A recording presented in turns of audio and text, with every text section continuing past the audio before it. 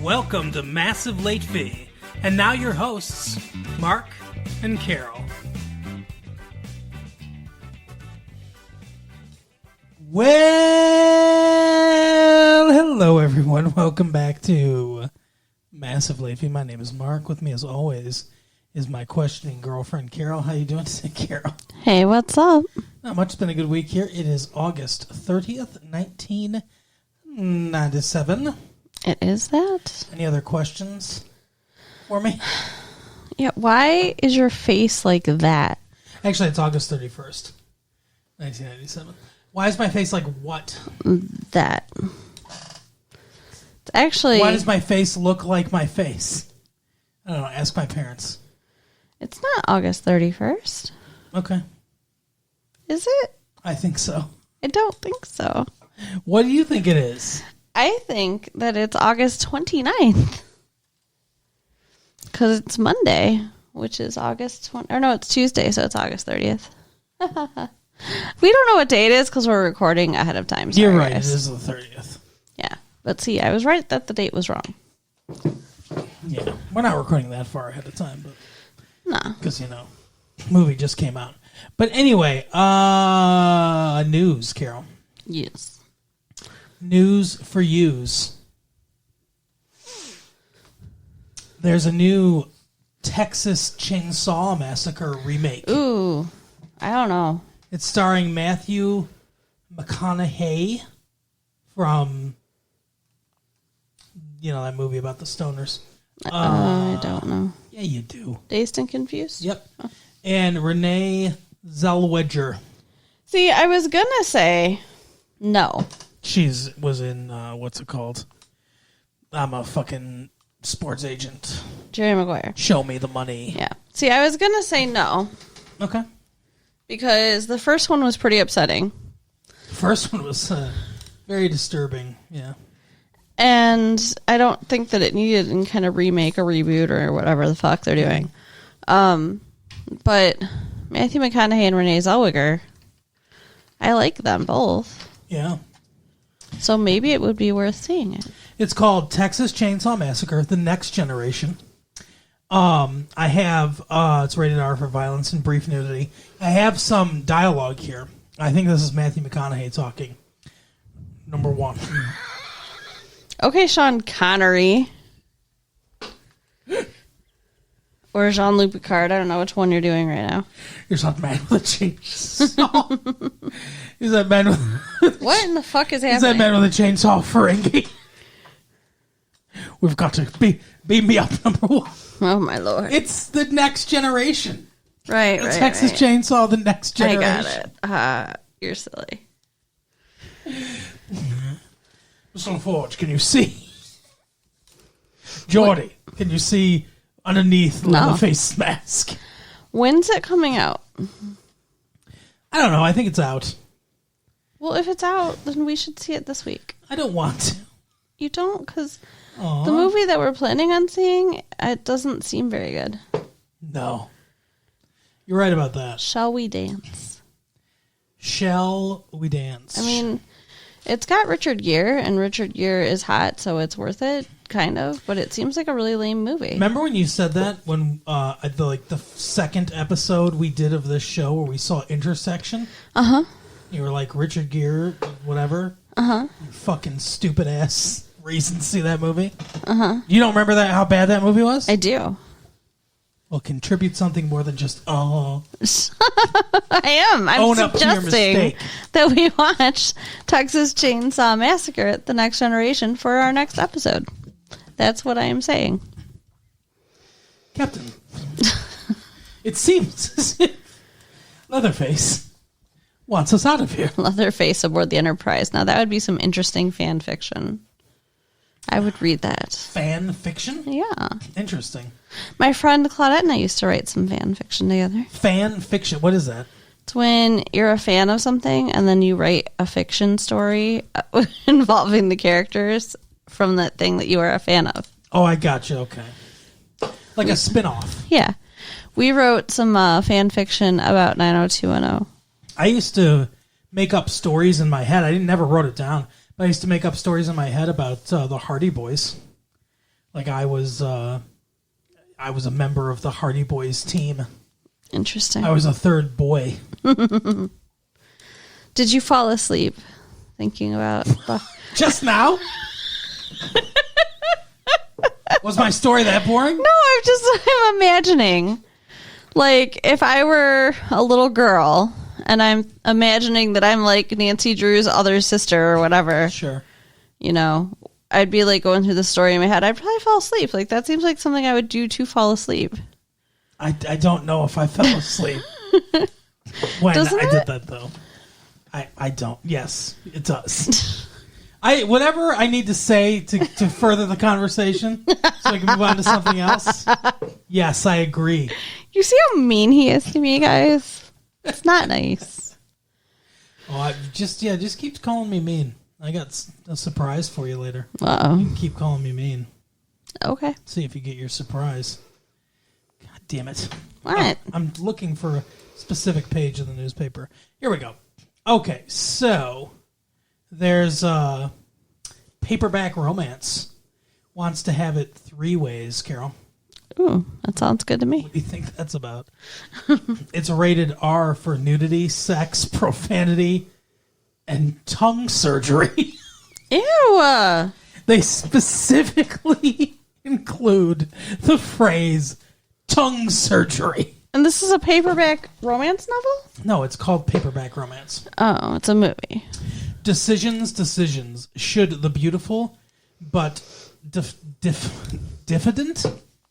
diffident romance writer pursue a relationship with the handsome stranger? Should the handsome stranger chase after the beautiful writer or stick with his stuffy fiancé? Should the cop who's investigating the handsome stranger treat the beautiful writer as just another witness or declare his love for her? Wow. Should a movie try to be a sexy love story or a slapstick comedy? Naked lust or Naked Gun? Naked Nust? Nust. Naked Nust, yeah. All right. Sounds good. Does like it? fairy dust, but Fairy Nust. yeah. And what would happen if it suddenly elected to become a detective story? What would happen is Paperback Romance, an Australian film that simply can't make up its mind and tries to have it 3 ways. One thing writer-director Ben Lewin got right was casting radiant Gia Caradis from Strictly Ballroom as successful romance writer Sophie, a.k.a. Desiree Jones. What the fuck? Whose fantasies are vividly erotic, but whose life is primarily spent sitting in the public library, writing her stories and speaking them out loud. Oh, okay. Interesting or not? Yeah. I'm going with not. Someone named Anthony LaPaglia is in it. What? And Rebecca Gibney. I've never heard of these people. Well, they're in it. I think the movie sounds awful. What do you think? Yeah, I was intrigued at first, but I don't want to see tongue surgery. Right? And I don't want to listen to her stories come to life.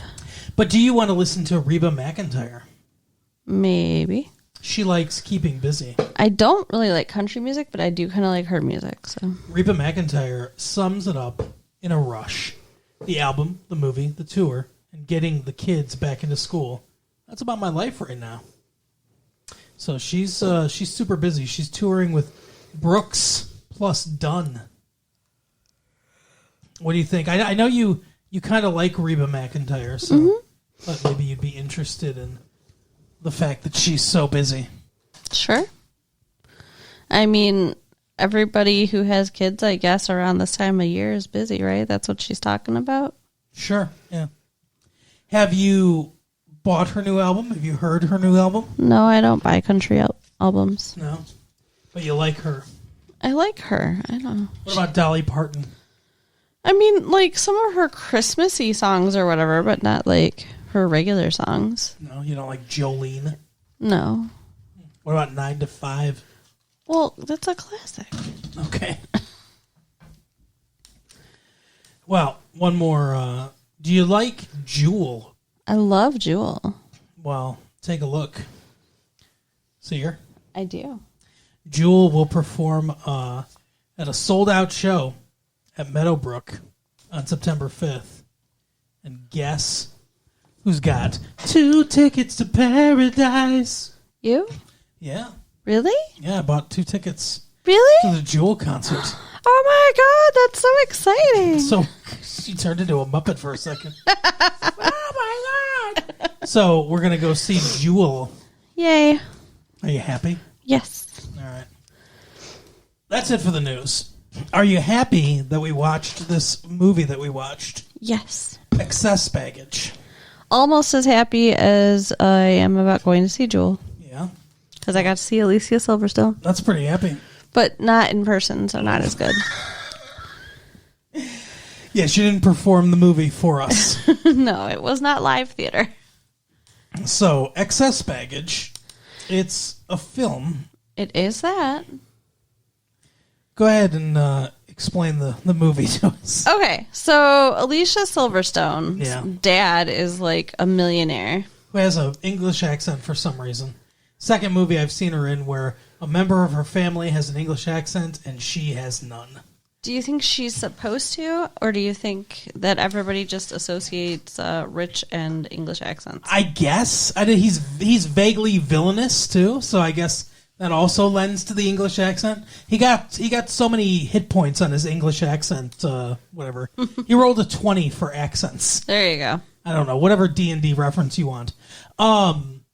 But yeah, I don't really understand it. The other movie was that Batman movie, and she supposedly lived in London in that movie. Right. And had no accent at all, which was ridiculous. At least here she lives in America. I just don't understand why her father has an English accent. What about her uncle? What about her? He uncle? didn't have an English accent. Christopher Walken never has any accent but his own. Yeah, Christopher Walken's her uncle, but that's not her uncle. So you don't think that he's really her uncle? He's just like a friend of the family. Correct. He works for her dad in Right. his shady mob business dealings, and he's known her all his life. And he's Uncle Ray or whatever, Uncle Rudy, Uncle. I think it was Ray, but I don't know. It doesn't matter. Mm-hmm. But so the point is that she thinks her dad doesn't care about her. Right. So she wants to prove that he does by pretending to kidnap herself. Yes. So she locks herself in the trunk of her car and at first she restrains herself and then locks herself in the trunk of her car, which Pretty crazy. that's quite a bit of talent though, to be able to do all that. Yeah. She also, she got like a voice scrambler and stuff like that. Now, this is played very tense. The police are involved and everything. Yeah, there's $1 million getting dropped off on a ship. Yeah, $1 million is getting dropped off, and everything's it's all very high stakes. But we know right away that she has planned this. Right. Later in the movie, it's revealed that she's done a lot of things, like set fire to a library. No, it was her boarding school. I think it was the boarding school library. Oh, okay. But like that and other things to try to get her father's attention. Right. Because he obviously isn't around. And her mom's dead. Yeah. And as this goes on, they're pretty sure she's faking it. Mm-hmm. Do you think that they knew or at least heavily suspected she was faking it at the beginning? Yes. Don't you? If so, why involve the cops when he knows that she could be on the hook for charges, felony charges? At one point, Rudy says as much that she's on, or whatever his name is. I think it's Rudy. That she's gonna face charges and stuff like that, and they should throw this other guy under the bus. And nothing ever comes of that. Well, I believe her dad's reasoning, and I thought it was stated at some point, maybe just in speculation by her, but was because the police are going to get his money. Oh, because the police will get the money back. Yeah. Yeah, maybe. So he dropped the $1 million for the, quote unquote ransomer. Right. Who doesn't exist. Which is stupid because, so he drops that money, the police are waiting to get somebody that's not coming ever. Yeah. That would definitely give them pause. Just those dudes on the boat. Right. And They then just get the money for free. And then they open the fucking case full of money and it just goes flying out because there's a helicopter there. Yeah. What the fuck? Why is everybody stupid? Well, that could be the title of this movie. Why is everyone stupid? Right. Let me tell you my biggest problem with the movie. Okay. You're making a lot of noise with that chair. I can't help it. The chair is creaky. Yeah, you don't have to move so much. But I do have to move so much. I like Benicio del Toro. He's fine. As an actor. I think he makes some interesting choices. I think he's a nice, eclectic actor. You can put him in some interesting roles. He's not the lead of a movie. No. He's not the romantic lead of a movie. Especially not this one. This movie would have been so much better with Brad Pitt. Or someone like that. I saw Brad Pitt a lot in... Because I think Brad Pitt could do the humor, too. Yeah. This is... So... It's... like I don't know if you've ever seen Bringing Up Baby. No. It's like a little bit like that. But this is a well-written script. The script, at least at the beginning, the script's well-written. Alicia Silverstone is doing everything she can to try to carry this movie. Mm-hmm. If she had a charismatic lead who, no offense, Benicio del Toro, you could understand what he was saying. You can understand. Sort of, but he mumbles a lot. He does a lot of mumble. He does mumble a lot. He mumbles constantly. But if you had a charismatic lead in this movie that could handle the comedy, because some of the stuff as written is funny. I was laughing out loud at some of the stuff just as it was written, even though it was delivered poorly by Benicio del Toro. Some of the funny lines. There's an episode of Quantum Leap. Mm-hmm. I can't remember what it's called, but Sam leaps into a bail bondsman, and he's taking this female prisoner in. He's caught her. He's taking her in. Turns out she's actually not guilty of the crime or whatever. But they're handcuffed together, and she hates him. And the whole episode, they're like fighting against each other, but there's also this like sexual tension and chemistry and stuff like that. And like they hate each other, but they like each other. And it's this big push and pull, right? That's what this movie should have been. Right. And that's what this movie tries to be at the beginning, but it doesn't come across with Benicio del Toro's acting style. Yeah. He's not suited to this type of role. He's suited to very many interesting and eclectic roles, but this is too mainstream for him. I guess. I mean, I was kind of wondering while watching it, like, why is she supposed to like this guy? Yeah, exactly. Like, what does he do that's likable? I mean, he has a couple of cute lines. Like but they don't come across super cute because they're not delivered properly. Yeah, like, I got a Twinkie in the car. Mm-hmm. Yeah. You do this for me, it's all yours. Right. But it's very understated. Yeah. It's everything he does is subtle and it's fine. You know, like that's good for certain roles, and he's, like I said, I like him as an actor. I think he makes some interesting acting choices. This movie's too broad for him. Maybe. And like, I don't know, like there's a weird tonal shift in the movie too. The beginning's kind of almost slapsticky in certain ways and funny in a dark kind of way. Yeah. But then like the dark humor of it kind of like just dies off and it becomes like a drama essentially. It's very dramatic towards the middle and end of the movie.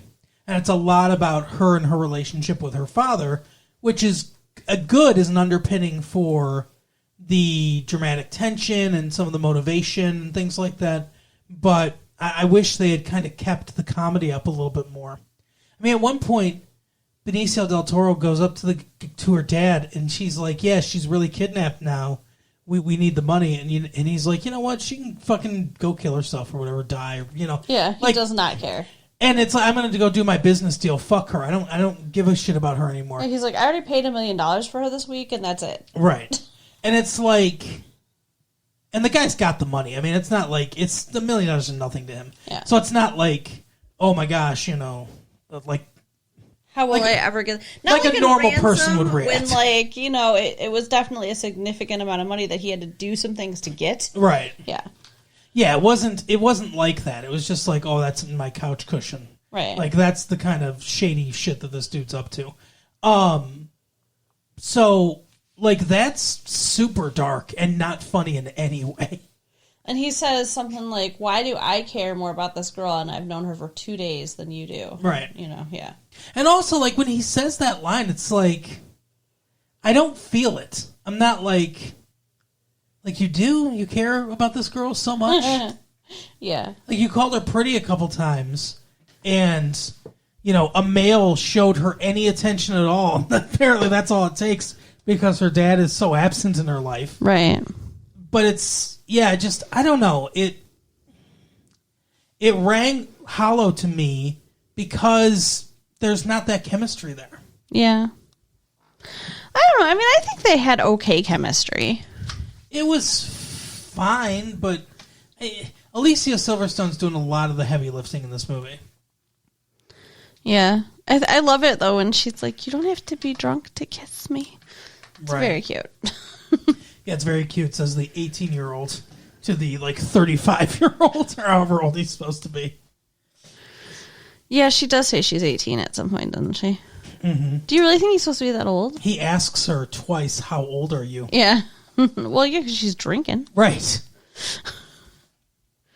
Yeah, I guess that's why he was so concerned about it. I don't know how old he's supposed to be. But he looks a lot older than her. I don't know their age difference in real life. Alicia Silverstone's not 18 in real life. She's young, but she's not that young. Oh, she's probably 23? Yeah, 23, 24, something like that. And he probably is 35 in real life, but I think he's probably supposed to be 25, maybe. Yeah, okay. 18 and 25? It's not that bad. No. It's legal. But I mean, you wouldn't see them together in any way beyond the movie. I mean, I wouldn't have... If you said to me, name 2 Hollywood stars that you think are going to start dating, they'd be the last on my list. I'm not talking about the actors. I'm talking about the characters in the movie. I'm saying, after this movie is over, they're not staying together. This is not a relationship that makes sense that you would ever see actually work out. Well, I don't know what the relationship's based on. I mean, that's the problem. I have no idea what their relationship's based on. I don't know what he's a car thief and she's an heiress to a mob. Yeah, exactly. Who's bored and starved for male attention. I mean he's a car thief and she's related to the mob, so maybe he could just get to be part of the mob if he didn't piss her dad off, but he pissed her dad off, so I don't think that's happening. Yeah, I don't understand. I don't know anything about their personalities. I don't know their likes and dislikes. You know what I'm saying? You're not ready to fill out a matchmaker profile for them? Right. I don't know that they can. Yeah, we'll do video matchmaker for them. I don't know enough about them to know if their relationship's going to last or not. And I don't think they know enough about each other to know that either. And I get why she likes him. Because she would like any guy that shows her any kind of positive attention. Yeah. That's not anything to build a relationship on, but that's her psychology because her dad is such a prick. I get why he likes her too. She's hot. Yeah. I mean, yeah. I mean, what more do most dudes need? Sure. I guess that's enough. But is that a thing to make a relationship last? No. Just a woman being hot. That's what I'm saying. It's not going to. But what if they both find out they really like canasta? Okay. Or if they both really like the movie Breakfast at Tiffany's. Well, like, he wants to go to Brazil and open karaoke bars. Oh, yeah, that's right. I forgot And about he that. invited her to go with him. Yep. Do you think they're going to Brazil? Oh, she's not. There's no way in hell she's going to Brazil. She doesn't know what it's like to not... She might go to Brazil. She'd last 2 weeks. She doesn't know what it's like to not live with a ton of fucking money. Right. And Uncle Rudy to pull you out of trouble anytime you get into trouble, and maids and butlers and shit like that. Mm-hmm. She doesn't know what it's like to live without that shit. There's no way she's going to go live in a fucking shack in Brazil. Wait for him to make the money. She doesn't even know Portuguese. Well, neither does he, probably. Nah, he knows Who Portuguese. knows?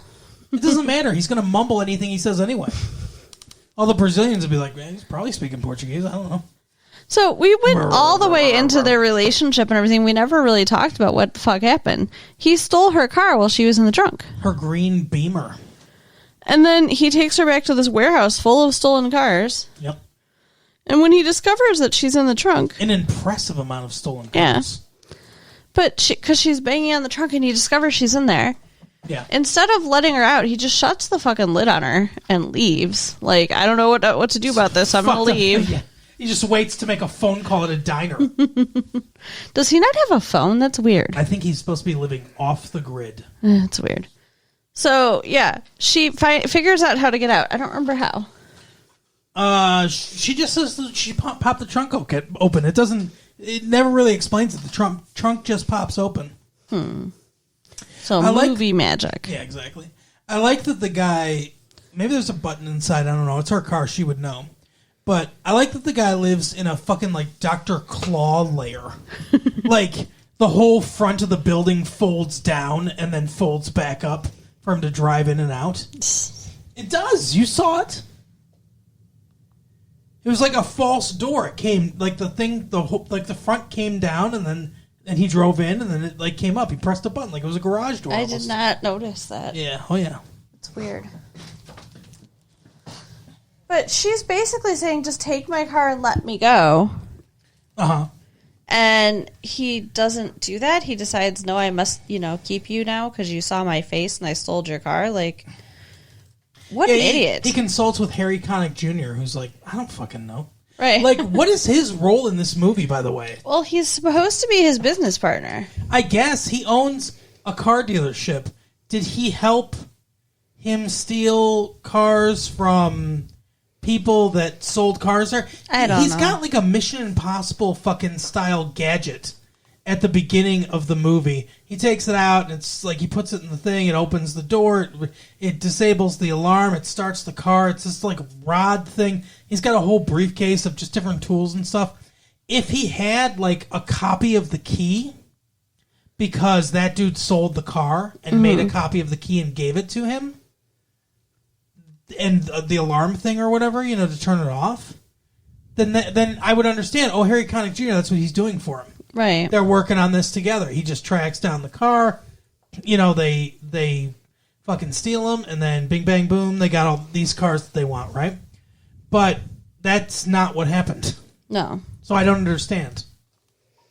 Well, It seems like there was probably about 45 minutes of this movie that was filmed that they just cut out. maybe. Because, yeah, like, they both owe, like, $200,000 to some dude, right? Yeah, they're supposed to be selling the dude paid them $200,000 for, I think, one of the cars, or maybe several of the cars, or all of the cars. And then she burns down the car warehouse place because she An accident. is trying to have a cigarette, and he makes her get rid of it, and so she tosses it out the window, and it lands in the trash can and sets the whole place on fire after they leave. It lands in a bin of oily rags that's just laying around. Like it's a fucking fire safety video. Right. But, like, just let the girl have a smoke. She's having a day.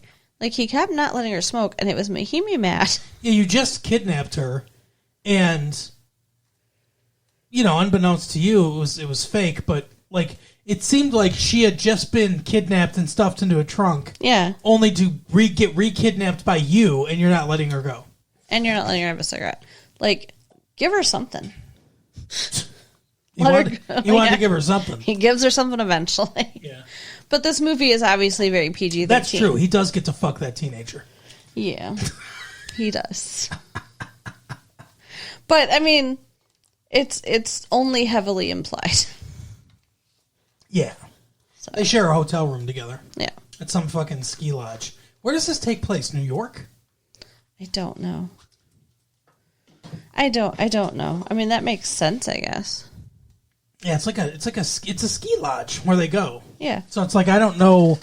I mean, they're not in like Chicago because one, there's no access to a harbor that's going to like take you out to the ocean because he gets on a yacht to like leave for Europe or whatever. And there's no skiing really. It's a very flat state. It's definitely not LA.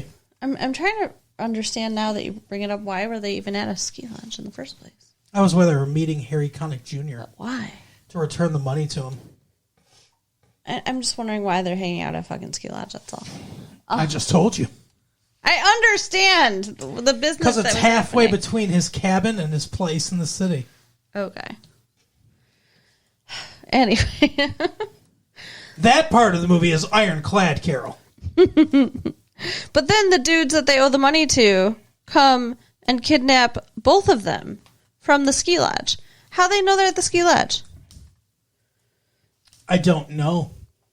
I don't know. The whole thing's weird. Like, it starts off pretty strong, but it kind of starts to fall apart towards the end. Agreed. It has a third act problem. Yeah. And then Christopher Walken's just wandering around the movie. Trying to shoot people. Yeah. Or erasing punctuation from his fucking script and just... I'll put the pauses where I want them. But yeah, I mean, overall, I did enjoy the movie. I know I've said a lot of negative things about it, but overall, I did enjoy it. I thought it was good. I thought Alicia Silverstone was very good. Benicio del Torro is doing his thing, which is interesting, eclectic, kind of understated acting. It just doesn't work for this movie. Christopher Walken is Christopher Walken. Which, it seems almost weird that he's in the movie. Like, he doesn't fit. Well, when you want a mob tie, you just put Christopher Walken into it. Okay. And I think that's what it is, basically. I think my problem is that I never anticipated Christopher Walken and Alicia Silverstone to be on screen together. It just seems weird. Doesn't it seem weird? Yeah. I thought they were fine together. But before they, fall in lust or whatever, and he's still looking at her as a plot problem to get rid of. Right. He drives her out into the woods and tries to leave her. Like she's a dog. Right. And I'm saying this part could have been better too. Like funnier and then more endearing when he gives in and like takes her back into the car and everything like that. If it had been a different actor. Yeah. But he doesn't give in for any kind of good reason. He does leave her in the woods. And then he realizes that he needs her. Why? I don't remember. I thought he just agreed. No, he happens upon her walking down the highway. Well, no, okay, so he takes her to the highway and lets her out. He doesn't leave her in the woods because she's like, please only be in the woods. I don't want to die. Mm-hmm. But then he comes back to her on the highway purposefully. I don't remember why. Oh, I guess we shouldn't have waited so long to record. It's all right. But, yeah, that's the whole weird... Oh, because he wants her to call and tell them that he didn't kidnap her. He wants her to clear his name because right now he's suspected of kidnapping her. Oh, yeah. Because, like, she blew up his shop and everything. He sees the thing burned down, that's why. Yeah. So, somehow that ties her to him. I don't really remember. Yeah, I don't know. It's all just because the car was there. They found her car. Oh, yeah. Okay, that makes sense. And so instead, she gets on the phone and she says, "Daddy, he made me touch his penis," which was pretty fucking funny. Yeah, but like I said, she's very good in the movie. And then later, he's like, "I did not do the thing she told you that I did." Right. I love it. Well, like I said, I mean, I think for the most part, the acting's good in the movie. I think the script's well written, with the exception of the fact that, I think the third act could have used a punch up. It just gets almost like the beginning you said is kind of slapsticky, so is the end. I thought the movie was going to be funnier than it was. Yeah. Even like darkly funny like Fargo, I would have been cool with. But it's, I don't know, it doesn't really ride the line well enough. Yeah, I mean, it's not super funny. It's decently like entertaining though, and I enjoyed it. I thought it was a good movie. I thought it was worth the time. For sure. I do agree, though. I'd like to see it again with Brad Pitt instead. I mean, there are several actors that I think could probably do the job that needs to be done, or at least a few. But Brad Pitt was who I kept envisioning. I can see it. Yeah. Well, that is the episode for the week, Carol. Bang, bang, back at you. All right, go ahead and write us at latefee1994AOL.com. Mm-hmm. Check out our website at www.retrolatefee.com. Yep. And tell your friends. All right, we will see you next time. Bye. Bye.